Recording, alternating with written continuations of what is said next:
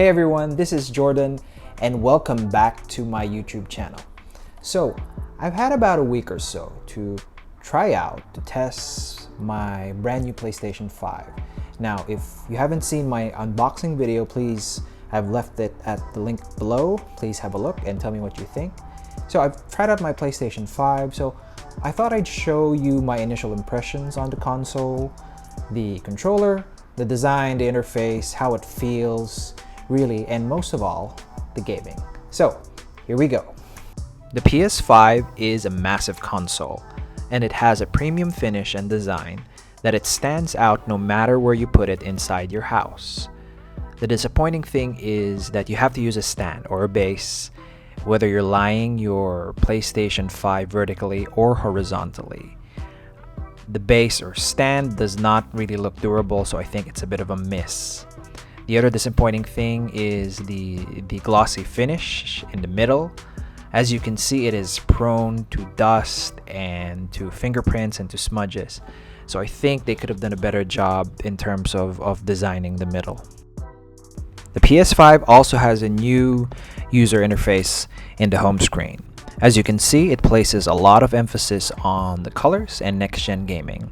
I do think some things or functions or buttons aren't that obvious, so it can initially be confusing sometimes, especially for people who are used to the old consoles. Other than that, I think, at least visually, it is an improvement over the PS3 and PS4. The other disappointing thing is the storage. As you can see, there is only 667.2 gigabyte of storage that you can use, even though in the box it says 825.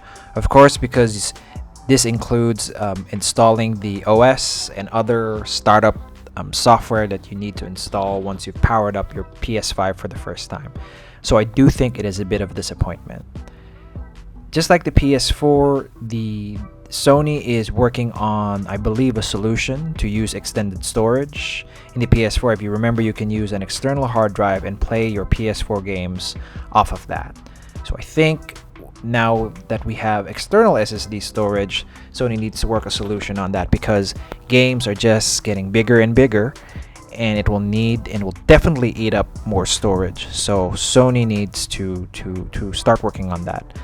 But for the initial games at launch, I think it is enough. You just need to keep deleting games once it's full.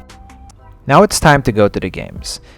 As you can see, this is Marvel's Spider-Man Miles Morales, and if there is any game that best exhibits or tests or displays the power of the PlayStation 5, it is this game. As you can see, it has gorgeous graphics as expected of a next-gen game. It plays fluidly even though you are web swinging across the city. The lights stay a little bit consistent because this game was made available at launch to showcase the power of the PS5. So I think it's a great game. I am hearing it is a short game, and it does play like if you played Marvel's Spider-Man, which was launched a few years ago, it is very similar to that. So don't expect any difference or a massive difference at least, in the gameplay. One really hype feature of the PS5 is ray tracing. In the game, you can choose between fidelity or performance mode, and in fidelity mode, as you can see, it is a lot more detailed. There's a greater emphasis on visuals, there's a greater emphasis on lighting, and it really plays like a movie, or it's trying to give the cinematic experience, if you will. So as you can see, Spider-Man here can see his reflections, and it mirrors exactly his movements, and that is the power of the PS5. You can also select performance mode, and with this, as you can see, there's a lot less emphasis on the lighting or the colors there, and more focus on the performance. If you notice, the swings or the game performs slightly faster or more fluid when it is in performance mode.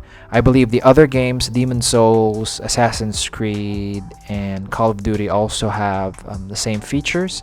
So you can either choose to have an experience whether you have a cinematic or experience that is high fidelity, or more focusing on performance where the movements in the game are more fluid. As you can see in performance mode, Spider-Man cannot see his reflections. So it is these details and other things in terms of visuals or colors that the game really pays attention to when you're in fidelity mode. When you're in performance mode, the game plays more fluidly, and there's a lot more focus on the movements and how the screen plays out while you're playing. Other than that, this is a great launch title. This is a great buy, so I highly encourage you to play this. The other game I started playing is Demon's Souls Remake. Now, this game is a remake of the PS3 original, and it is widely considered as the OG of the Soulsborne series. That includes Dark Souls 1, 2, 3, Sekiro Shadows Die Twice, Bloodborne, and to a certain extent, Nioh 1 and Nioh 2. Now, the common thing about all of those games is that they're all notoriously difficult, including this one.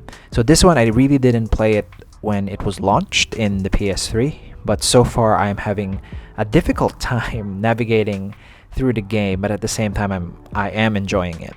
It is basically a difficult adventure slash action slash hack and slash type of game, and it is a high risk reward. It has high risk reward elements, but at the same time, even though it is very complex and very difficult, it is highly rewarding once you've beat all those difficult bosses and you've gone through all those notoriously hard areas or levels. It is not for everyone. I did enjoy the Soul series, the Bloodborne game, and also Sekiro when they were all launched. So I would highly recommend this game if you're looking for a new challenge. If you're looking for a game that you'll spend hours and hours of gaming and not to mention dying, this game I think is highly recommended. I am personally biased with this game because I think it has, not only does it have good gameplay, it also has a lot of lore. The story is also good, and the bosses are so unique when you look at all of them that they're all difficult challenges in their own right. So I highly recommend this game if you get your PS5. Another game I've played is Assassin's Creed Valhalla. Now, I've been playing this game series since Assassin's Creed 1, so all the way back to the PS3, where the protagonist was still Altair, and I played every iteration of that game until now, and that includes my favorite of all time, which is the Assassin's Creed 2 series with Ezio Auditore as the protagonist. So this game so far, just barely an hour into the game, it feels very similar to Assassin's Creed Origins and Assassin's Creed Odyssey, which are the last two entries in the Assassin's Creed series. It has very similar concepts. As you can imagine, you scale up towers to get a good view of the city. You finish side quests, you run around killing enemies, and you, just like the last two series, there's an element here of leveling up. So it looks like a massive game. It is Viking themed this time, which I think is really interesting. But I haven't really played that much to give any good impression on the game. But so far, it again, visually like a next gen game. It is playing like a next gen game, and you can play it also in fidelity and performance mode. Another game I started playing is Call of Duty Black Ops Cold War. Now this game, I picked it up because I found out it has a zombies mode, and it's the only mode I played in the game. And the reason for that is I used to play this game a lot with my brother all the way back in the PS3, and we had a lot of fun with it. We spent tons and tons of late nights all the way to the early mornings just playing this game in split screen mode.